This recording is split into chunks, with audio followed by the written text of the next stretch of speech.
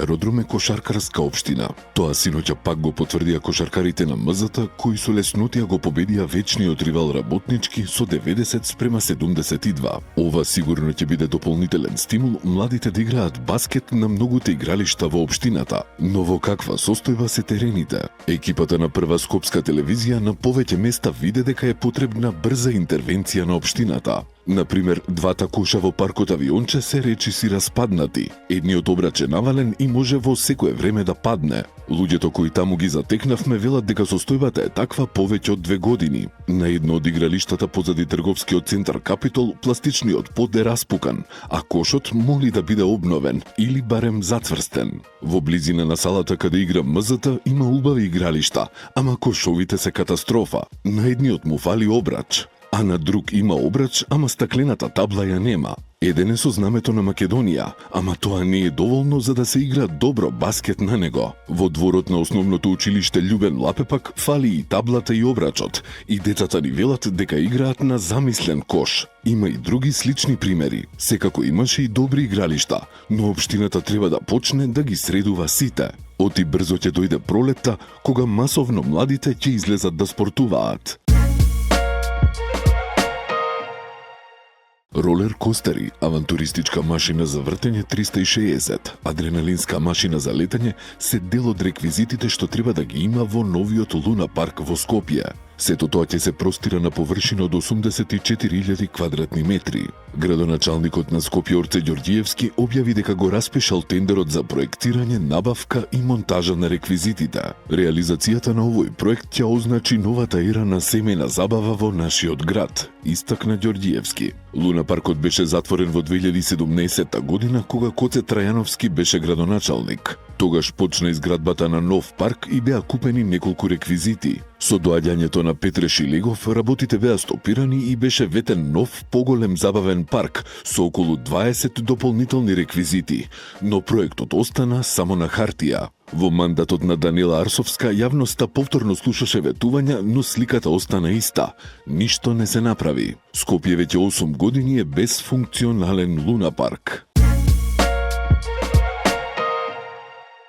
Апелациониот суд Скопје ја зголеми казната затвор за младиот Васил Јованов на 13 години. Тој првостепено беше осуден на 12 години затвор затоа што во јануари годинава, управувајќи возило со брзина од 91 км/ч без возачка дозвола и под дејство на алкохол, поминувајќи на црвено светло на пешачки премин, среде Скопје удри во Фросина Кулакова, која почина на лице место. Во меѓувреме во Основниот кривичен суд Скопје против таткото на Васил Јованов, Зоран Јованов, се води судски процес за кривично дело загрозување на безбедноста на сообраќајот со опасно дејствие или средства, бидејќи во период од ноември 2022 до јануари 2025 година му дозволувал на својот син да управува автомобил без возачка дозвола, иако знаел дека е повеќекратен сторител на сообраќајни прекршоци, што според обвинителството придонело за трагичната несреќа во која загина Фросина Кулакова. Од Скопје денеска полета првиот авион Визер кон Прага, со што скопскиот аеродром додава уште една дестинација. Новата авиолинија уште во јули ја најави министерот за транспорт Александар Николовски, објавувајќи дека е потпишан договор за 5 нови дестинации од скопскиот аеродром. Во петокот аеродромот во Скопје го пречека 3 милионитиот патник оваа година, а за следната година се најавени повеќе нови дестинации на летање и зголемување на бројот на патниците. Во пресрет на новогодишните празници, како дел од иницијативата Инфлуенсери за добро, СОС Детско село и оваа година ја започнува емотивната хуманитарна инфлуенсерска кампања 150 желби за 150 деца без родителска грижа. Целта на кампањата е 150 инфлуенсери, јавни личности и поддржувачи да споделат новогодишна порака посветена токму на 150 деца без родители и родителска грижа до 14 годишна возраст, кои во моментов се поддржани од СОС Детско село. Со своите пораки тие ќе придонесат кон ширење на позитивна мисла и ќе донесат чувство на грижа, радост и надеж во празничните денови. Со само еден мал гест, донација, споделување или поддршка, можеме заедно да создадеме празнична магија која ќе трае многу подолго од празниците, соопштија од СОС Детското село. Јавното предпријатие Комунална хигиена Скопје информираше дека секојдневно се спроведува рачно и машинско чистење на најфреквентните јавни површини. Во изминатата недела во 3 смени 7 пати бил собиран отпадот од околу 5000 контейнери во сите општини. Околу 90.000 канти од домаќинствата се празнеле 2 пати неделно. Чистењето ги опфаќа централните улици, плоштадите и мостовите во Скопје. Советниците од левица во скопските општини поднесоа иницијативи за меѓуопштинска соработка со град Скопје за рушење на дивоградбите. Целта е поефикасно и поекономично спроведување на градежната инспекција на ниво на целиот град. Со иницијативата се предлага рушењето да го преземе јавното предпријатие улици и патишта наместо приватни фирми. Амандман за ваква соработка претходно бил одбиен на Советот на град Скопје. Градоначалничката на општина Киселавода Бети Стаменковска-Трајковска изврши увид во тековните реконструктивни зафати на основното училиште Партеније Зографски. При посетата таа истакна дека во континуитет се работи на унапредување на условите за учениците. Поставуваме лед осветлување во училниците и ходниците. Во моментот е во тек и реконструкција на тоалетите, а направени се и зафати на електричните разводни табли, со што училиштето станува побезбедно и пофункционално, изјави Стаменковска-Трајковска.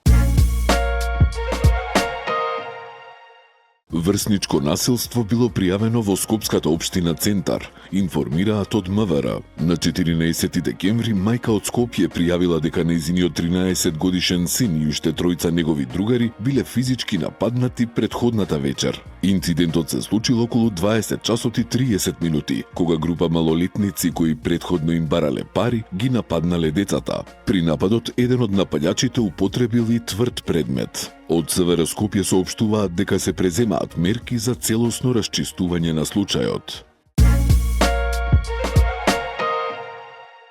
42 годишен пробиштипјанец пријавил дека на паркинг простор во општина Аеродром бил физички нападнат од 37 годишен скопјанец. Како што се наведува во полицискиот билтен, утрово по 2 часот во СВР Скопје, лице од Пробиштип пријавило дека на паркинг простор на подрачјето на општина Аеродром во Скопје по претходна расправија бил физички нападнат од друго лице од Скопје. По целосно документирање на случајот, полицијата ќе поднесе соодветна пријава. Групна тепачка се случила вчера во скопското село Арнакија, во која 6 мина се тепале и притоа користеле тврди предмети. СВР Скопје информираше дека вчера по 14 часот било пријавено дека во штала во скопското село, по претходно нерасчистени имотно-правни односи, физички се пресметале 2 групи од по 3 луѓе на различна возраст. Притоа со тешки телесни повреди се здобило едно од лицата, додека 2 биле полесно повредени. Сите се префрлени во скопските клиники.